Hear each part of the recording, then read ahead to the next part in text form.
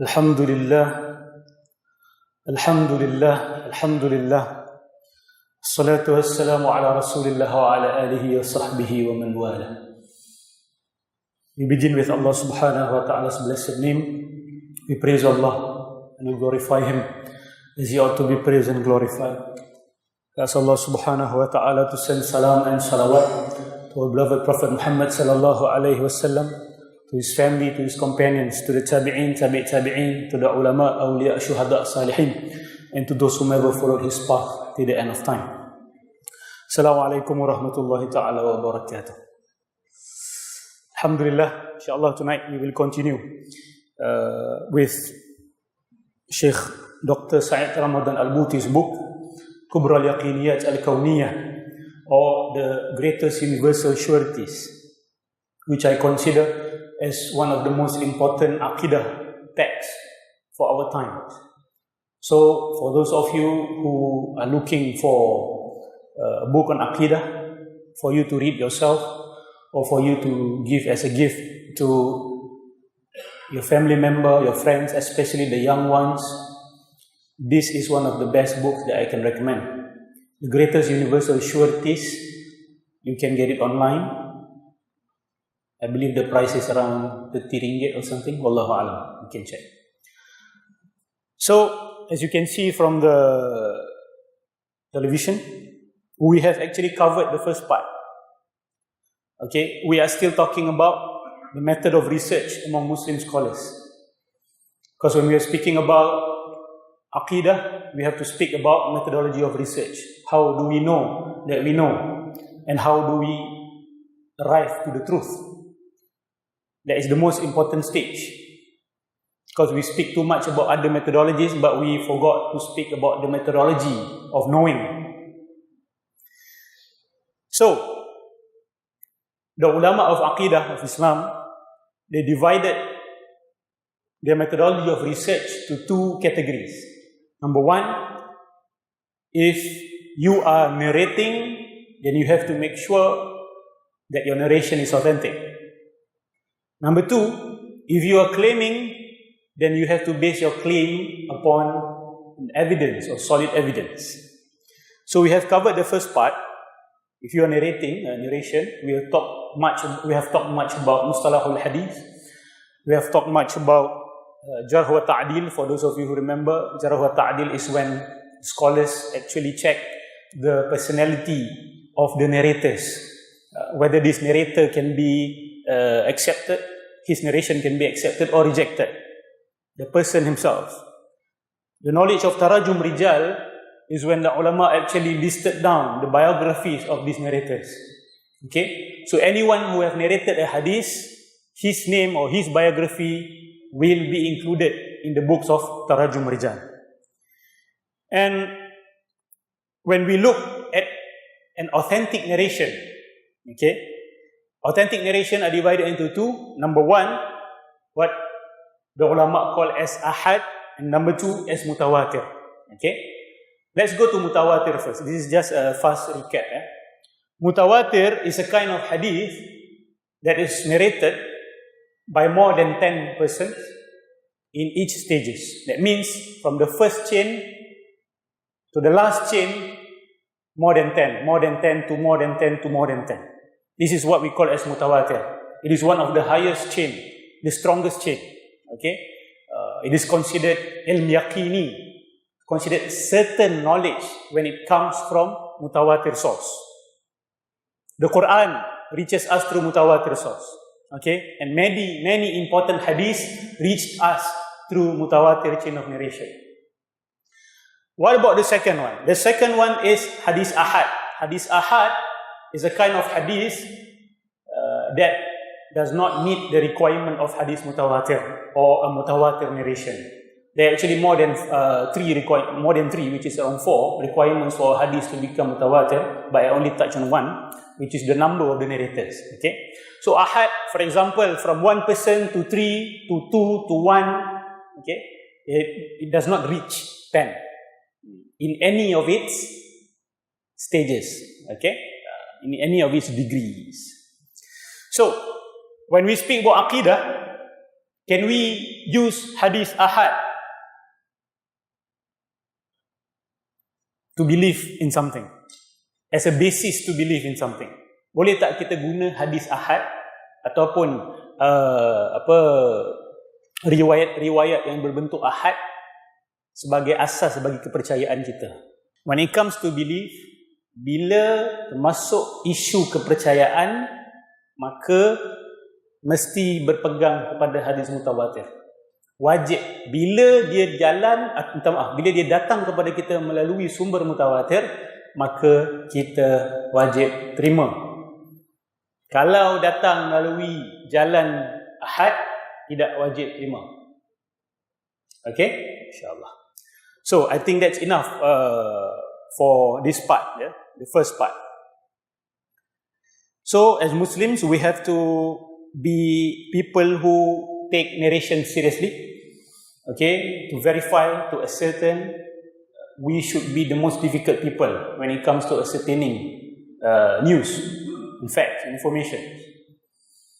We should have obsessive compulsive disorder when it comes to ascertaining a news. If this part you dah clear, then we go to the second part. Now, to narrate is not that difficult. Okay, to ascertain a narration is not that difficult comparing to making a claim or ascertaining the veracity of a claim, whether the claim or whether a claim is true or not. It is not as easy as ascertaining the veracity and the authenticity of a narration or not. Okay, untuk periksa benar ataupun tidak sesuatu dakwaan itu tidak semudah untuk memastikan kesahihan sesuatu berita itu ataupun tidak. Yang pertama hanya menukil. Yang kedua ni dia ada hujah, dia ada isi, dia ada argument. Atau kadang tak ada lah, itu yang kita nak periksa. We have to check on that. Whether we can accept or we have to reject depends on the content of the claim itself. Now, we all know about our rukun iman. There are 6 pillars. It reaches us through narration, which is mutawatir. What about a claim that is considered religious but reaches us not through mutawatir or ahad chain? It has no narration behind it. It has no basis behind it. Dia tak ada asas tukilan. Dia adalah dakwaan. Now, we can divide it into 2. Number 1, if the claim concerns the seen realm. Seen realm ni adalah alam jasmani ni. Alam yang kita boleh gapai dengan panca indera kita. We can actually perceive with our 5 senses. This is considered as the seen realm. Alam yang boleh dilihat, bukan alam ghaib, not what we call as alam al-ghaib. How do we verify a claim that is made about the seen world? Someone claims something about the seen world, about the tree, about water, about clouds, about rain. How do you verify that their claim is true? What methodology do we use? How do we verify? This is where science comes in. Okay? This is where empirical method comes in. For those of you who maybe first time hear this is Aqidah. Okay? This is part of the Aqidah of Islam. Actually one of the most important part of the Aqidah of Islam. When it comes to something that can be perceived by the 5 senses, the way to verify whether it is true or not, the claim that is made is true or not, you have to use the empirical method. Okay? The empirical method is what people today call science lah. But we still have the stigma among the Muslim community saying that science belongs to the West. We took science from the West. Okay? I believe many also have realized that that is not a true claim. You know? I believe that modern scientific method what people now call as the modern scientific method, was actually the product of the Muslim thinkers during what we call as the medieval era in the West. Zaman pertengahan ataupun abad pertengahan. We know people like Al-Hassan ibn al-Haytham. Al-Hassan ibn al-Haytham, in the West, he is known as Al-Hazan. His name is Al-Hassan, but they have a problem pronouncing his name, so they just call him Al-Hazan. He is crowned today as the founder of the modern scientific method. What does it mean?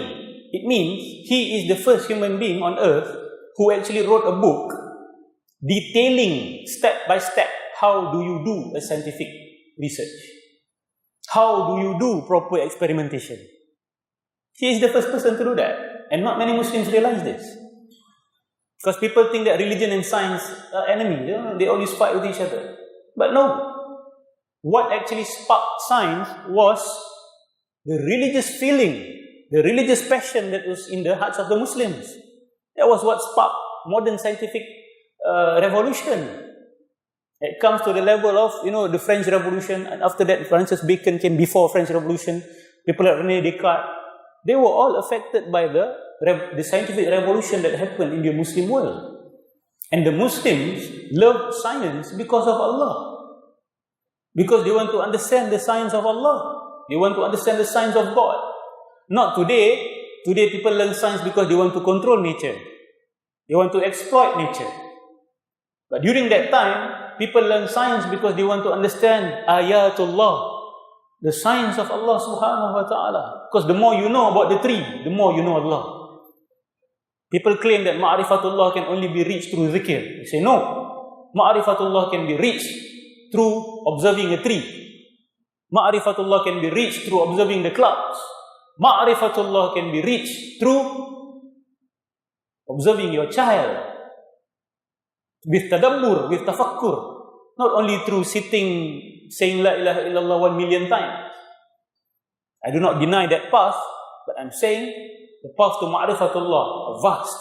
No one reduces or no one narrows down that path, but that claim will destroy that person himself.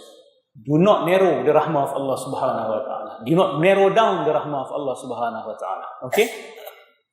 So the Muslims embarked upon their scientific research because of their love for Allah subhanahu wa ta'ala. They want to understand.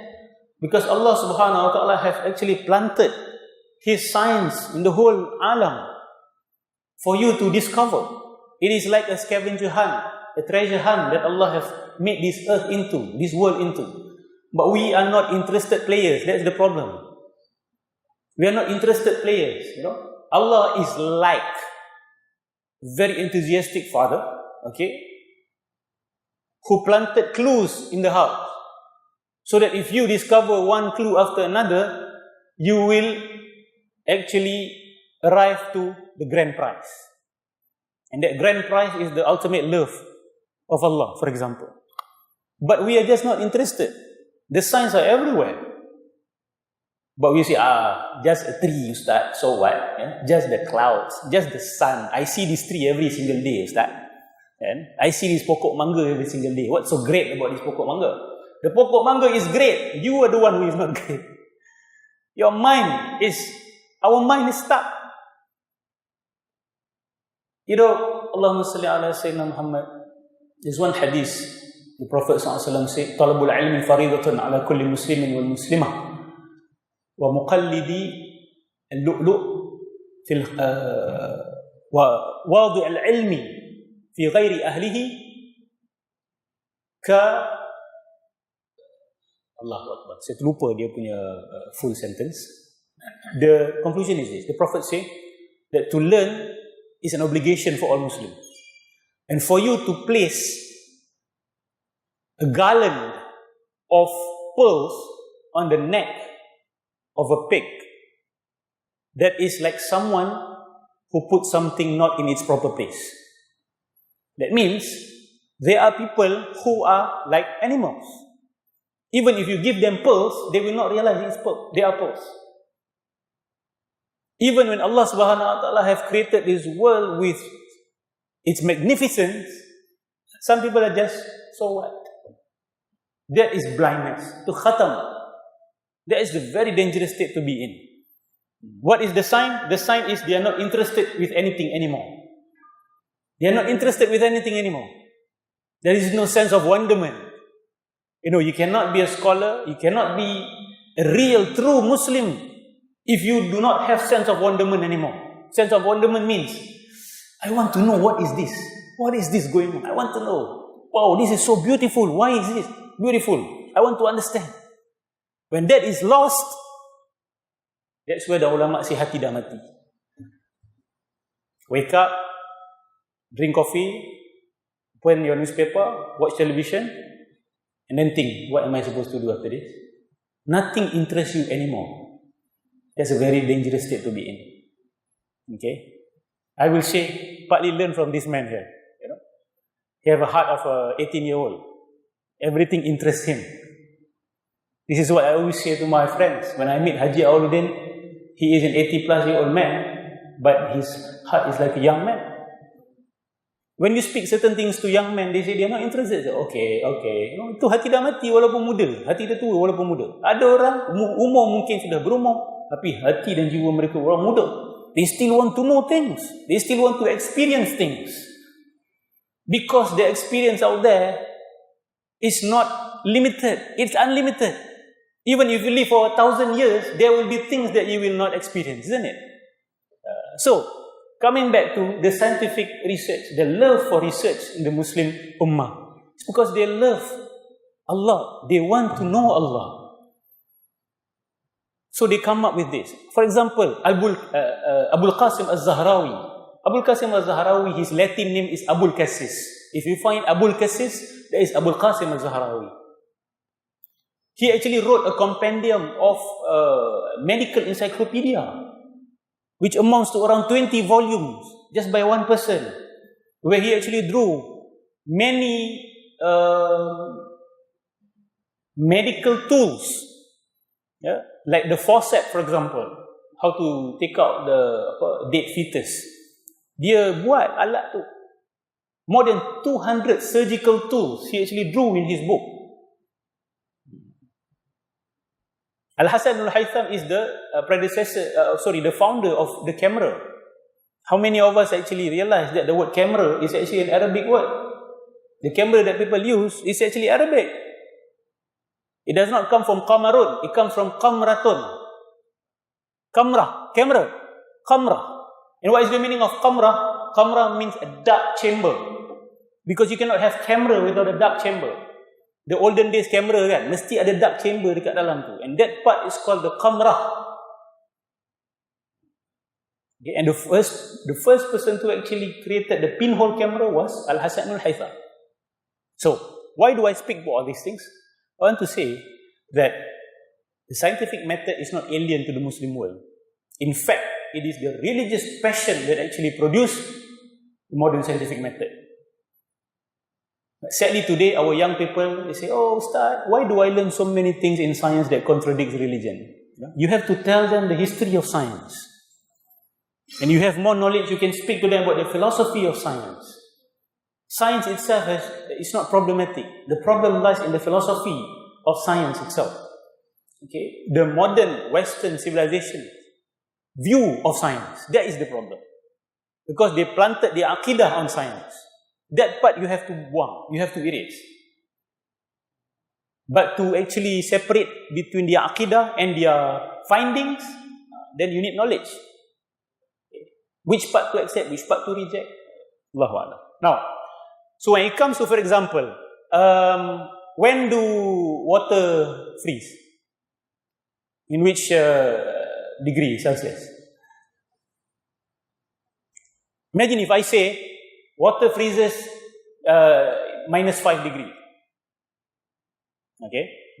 Reach -5 saja baru dia freeze. There is a claim, isn't it? There is a claim regarding the seen world. How do you verify that? By doing it. Tu je. Okay? But the problem is, some people, they take this methodology and they planted it on religion. If this is how we verify when the water freezes, this is how we also going to verify whether paradise exists or not. Salah dekat situ. Dah ada confusion in methodology. So, kena teratur. Ini ajar kita atur fikiran kita. Umat Islam hidup selalu haru biru hari ni sebab pemikiran tak teratur. Jadi bercakap saja kita dah tahu dah. Kakak ni bercakap tengah terbalik, pening kepala. Kita tanya satu, dia jawab benda lain. Ni tak teratur, otak tak teratur. Kalau otak tak teratur, macam mana perbuatan nak teratur? Macam mana rumah nak teratur? Macam mana ekonomi nak teratur? Allahumma salli ala Saidina Muhammad. Now, let's go to the unseen. If someone makes a claim with regard to the unseen realm. Okay? Give me an example. Someone making a claim about an unseen realm without nas from the Quran or Hadith. Yesterday, I dreamt of Rasulullah, for example. I dreamt of Rasulullah SAW and he came to me, he said, "Oh my ummah, you don't have to fast Ramadan anymore. You can choose when to fast. As long as it's 30 days in a year." Okay? That is a claim, isn't it? The next day, you go and meet your friends and say, I don't have to fast. In Ramadan specifically, I can choose whichever date, as long as it's 30 days per. Do you know that this happened in one part of Islamic history? A sultan was given the license. I forgot his name and which era, but I've read this in a book. He was told by one so-called scholar that you can fast whenever you want, okay, as long as it's 30 days per year. Now that is a claim with regards to the unseen. How do we verify that? Imagine if there's no nas about it, okay, and imagine if it is not with regards to the seen realm. It's with regard with something that you cannot verify. Macam mana nak terima ke tak nak terima? Someone comes to you and say, I am the Kutub. You know what is the Kutub? Kutub is the highest wali. And they have these degrees, the Kutub, and then they have the Abdal, and then the Autad, and the Nujaba, and the Nuqaba, and all these things. My position is that this is not from Islam. Okay, that is my position. You can disagree with me, but you have to produce your evidence. Okay? You don't come to me and say, Ustaz, you are wrong. Produce me your evidence. If you say that this is from Islam, that there is such thing as Kutub, Abdal, Nujaba, Nuqaba, you come to me with your evidence. Okay? Because you are making a claim here. So that you are making a claim with regards to the unseen world. And they say that the Kutub, for example, controls the whole universe with the mandate from Allah. How do you take that? They believe that there are some human beings, after they pass away, Allah give them the mandate to control the world. To choose who to give life and who to take life from. Who to give rizki, who to take rizki from. Where to cause earthquake. Where to cause typhoon. There are people who believe in this. They say it's not impossible, what Ustaz?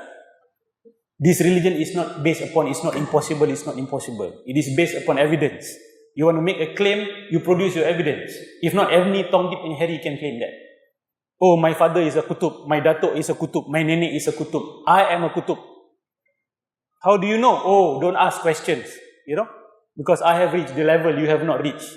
And anyone can make that claim. Then what happens to this religion? It becomes the religion of cowboys, kan? Semua orang tembak, semua orang keluarkan tembak, semua orang buat apa yang dia nak. This is not how our religion should be. Okay? Unseen and without nas. Nas means the Quran and the Sunnah. And then there's another claim. Someone makes a claim with regards to the unseen world, but with nas, with Quran and Sunnah. Let's go to number 1 first. Okay? When someone makes a claim with regards to the unseen world, but with nas, If he refers it to the Quran, the Sunnah, and Sunnah that is mutawatir, then we can accept it. Okay? It can even reach to the level of certainty. Simple example, if someone makes a claim with regards to the seen world with Nas, with the unseen world, about the unseen world with Nas. Simple example is, there is such thing as heaven. There is such thing as hellfire. Okay? Unseen, but with Nas. The existence of hellfire, the existence of paradise, mutawatir ke tak mutawatir? Mutawatir. Now, what about if the basis is ahad? If the basis is ahad, the degree is considered as conjectural, not certain. Tidak secara yakini, tetapi secara level zanni. Zanni ni masih boleh terima, masih boleh tolak. Jadi kalau ada orang datang bawa satu hujah dalil daripada hadis, tapi hadis tu ahad tentang akidah, awak boleh terima, awak boleh tolak. Tapi kalau dalil yang dibawa itu mutawatir daripada Quran dan daripada sunnah, hadis-hadis yang mutawatir, awak kena terima.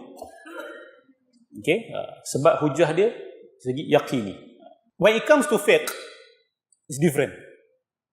When it comes to fiqh, you will see that the ulama will use not only ahad hadis, they will also use da'if hadis. Bukan sekadar hadis ahad ada yang sahih.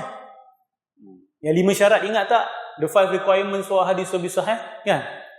Sanad tak terputus, perawi semua kena orang yang boleh dipercayai dan sebagainya. Some hadis ahad are sahih, but not to the level of mutawatir. Of course, the ulama use that in books of fiqh, but they also uses hadis that are not sahih. Dhaif pun yang pakai juga.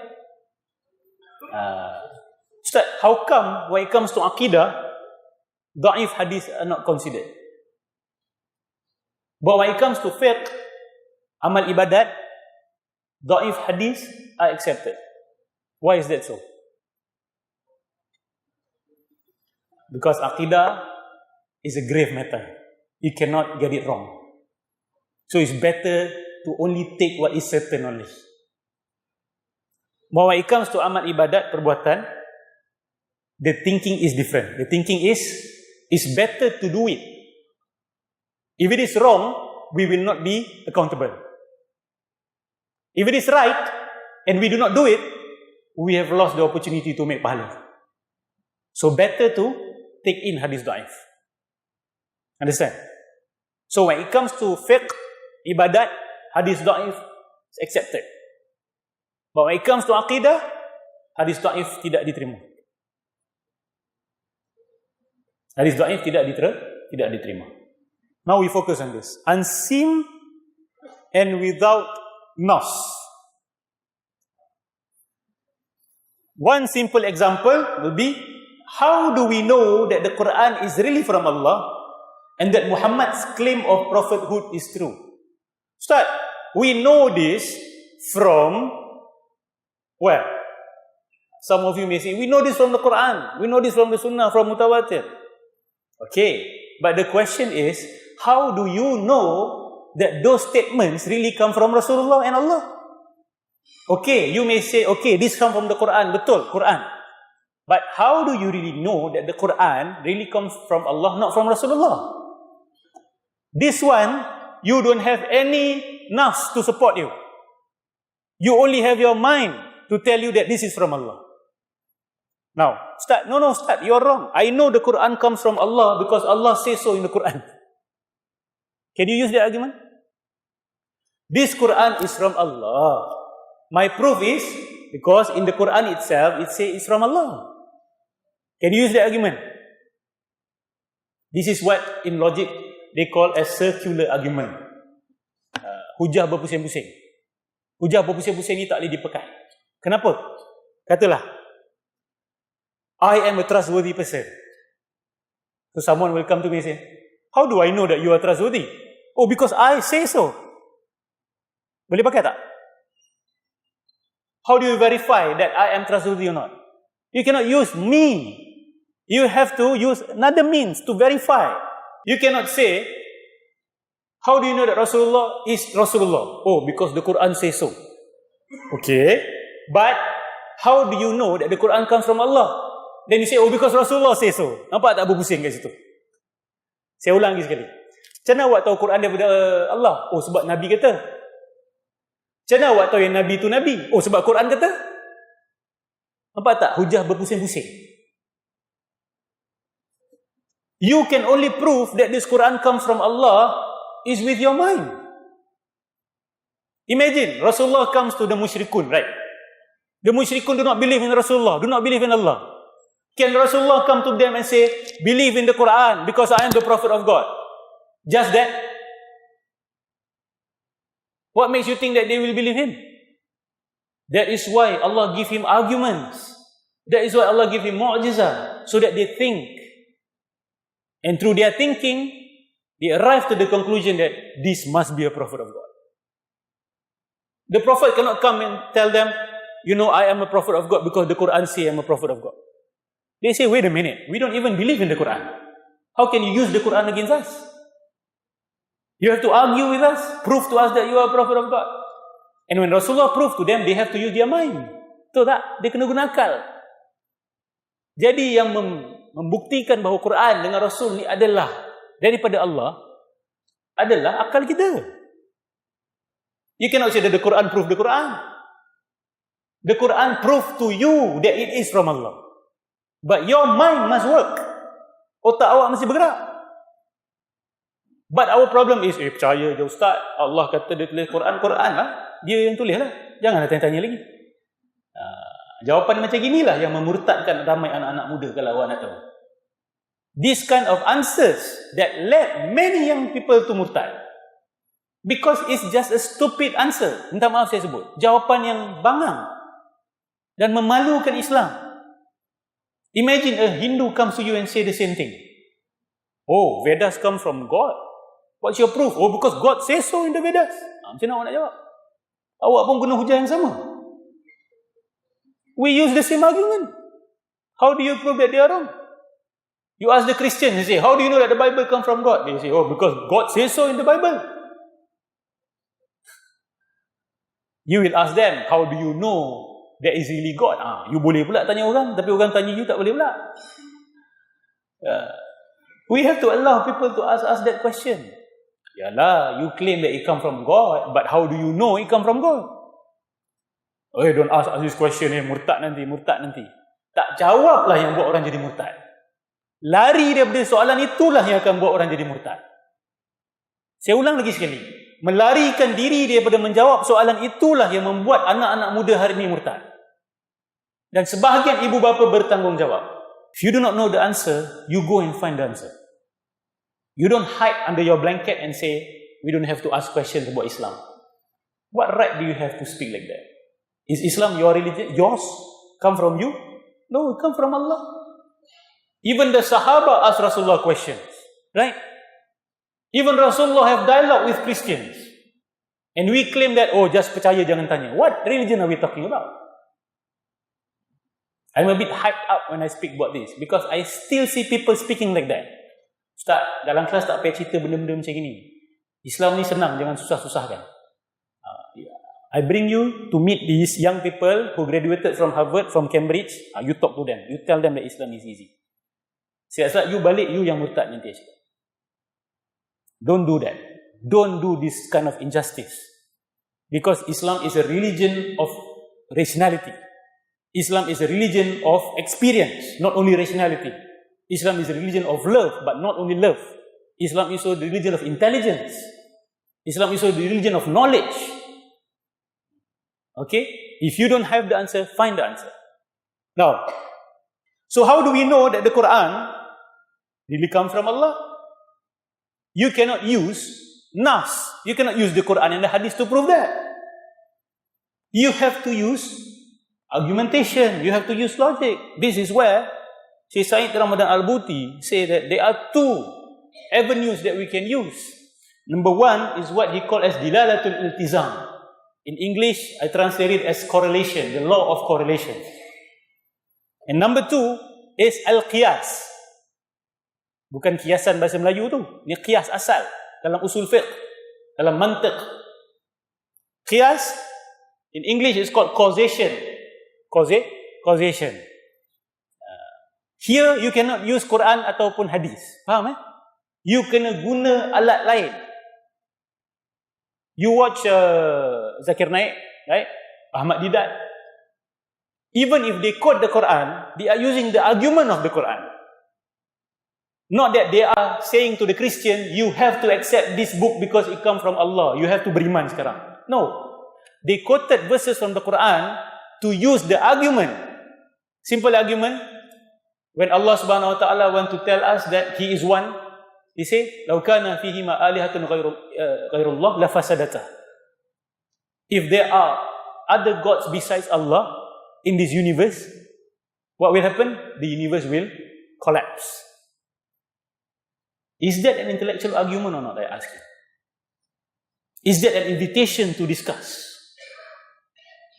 Think. If there are more than one God, the whole universe will collapse. The earth and the sky. When we read, will collapse. But why? Think. This is tadabbur Quran. This is how we recite the Quran. Not to just say, لَوْ كَانَ فِيهِمَا آلِهَةٌ غَيْرُ اللَّهِ لَفَسَدَتَا. Baca sedap-sedap, Masya Allah, dah baca Quran, khatam. Not that. It's to stop for a while. Stop. Why? Why lafasadatta? Why must the universe collapse if there are more than one God? Can the gods work together? If human beings can work together, why can't gods work together? Kan? You may I know what your answer will be. You say, Ustaz, kalau ramai Tuhan hancur lah, bergaduh lah diorang. I will ask you back. Why must gods bergaduh? Manusia tak boleh, ada yang tak bergaduh, kenapa Tuhan kena bergaduh? Tak dalam lagi tu kita masuk tu. Because they will rebut you with the same question. They say, why should? Look at Thor and Zeus and Olympus. Yeah, they fight sometimes, but they do not destroy the whole universe. Because they fight in certain corners of the universe saja. The certain corners of the universe yang akan hancur. They have their arguments, You don't think that they don't have arguments. The ancient Greeks, they believe in so many gods. The gods of this, the gods of that. And we say, God must be one. Allah gave an argumentation in the Quran. Another verse, Allah said, if there is more than one God, they will all fight for supremacy. Think about that answer. Why? Why must they fight for supremacy? Because that is the very definition of God. If you say that God shares, that means He's not God. Betul tak?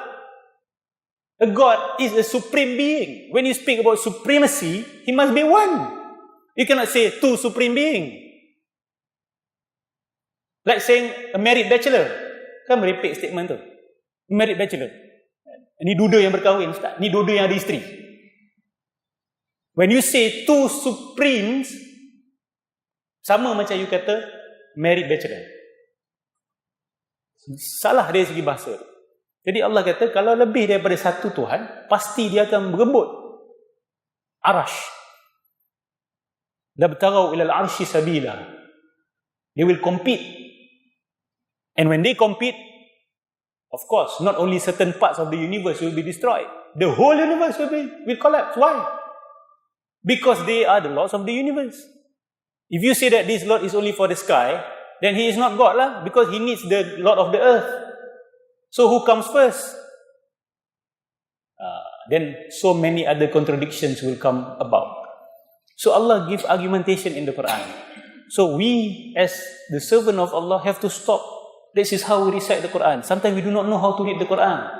We think that just pronouncing the words and letters, that's reciting the Quran. That is pronouncing the Quran. That is not reciting the Quran. Reciting is qira'ah. Iqra'. Iqra' means this must switch on. Switch on. And not just read as fast as you want to read. I need to complete khatam today, Ustaz. This is my adat, Ustaz. Every month I akan complete satu juzu. Nanti Allah is talking to you. Why do you want to move so fast? Imagine if your elderly speak something to you. Then you say, cakap cepat sikit boleh tak? Sebab saya nak khatam kan. Setiap bulan saya dengar awak cakap selama 10 minit, saya nak khatam kan. The elderly will tell you, say, I want to say something to you. I want to convey a message to you. Why are you reading too fast? Why do you want me to complete my message too fast? Listen to what I want to say to you. Take the inspiration and practice what I tell you to do. Betul tak? Ni kita baca Quran macam mana? Nak khatam. Khususnya Ramadan. Mesti nak kena khatam. Tapi faham, tak khatam-khatam. Bila sebut khatam kita baca dengan faham. Tapi faham tu ada lapisan dia. Tak semua orang kena faham perkara yang sama. Tapi paling tidak kena ada usaha. Jangan baca Quran secara biadab. Cara biadab ni baca je, tak pernah nak stop. Tak pernah nak buka terjemahan. Tak pernah nak tanya ustaz soalan. Main baca je. Kita kalau orang baca mesej kita macam itu pun kita marah. Awak rasa Allah tak marah ke kita baca mesej dia macam itu? We ask our husband to buy something when he come back from the mosque, kan? 10 items. Buy this, buy that, buy this, buy that. Some of the items are strange items. Your husband, what are these strange items? Just buy lah anything. He don't even try to call you. He don't even try to ask you what does it mean. And he came back with things that you don't need. Wallahu a'lam. We pause it for a while. So, just to wrap up the session, Dilalatul Iltizam and Al-Qiyas can only take place when we have a culture of knowledge, when we have a culture of thinking in our society. If these two do not exist, then trust me, proper Quranic recitation also do not really exist. Kalau kita tak membiasakan diri kita dengan Dilalatul Iltizam, cara berfikir dengan iltizam dan Al-Qiyas ini, maka cara kita baca Quran pun sebenarnya belum full throttle lagi. Ada lagi ruang-ruang yang masih tidak tersentuh. Afala yatadabbaruna al-Quran am ala qulubin aqfaluha. Tidakkah mereka itu mentadabburkan Quran ataupun pada hati-hati mereka itu ada kunci. Satu lagi ayat saya tutup. Kitabun anzalnahu mubarakun liyadabbaru ayatihi wa liyatadhakkara ulul albab. Kitab yang Allah Subhanahu wa taala turunkan itu mubarak, dia ada berkat. Tapi berkatnya di mana? Liyadabbaru ayatihi.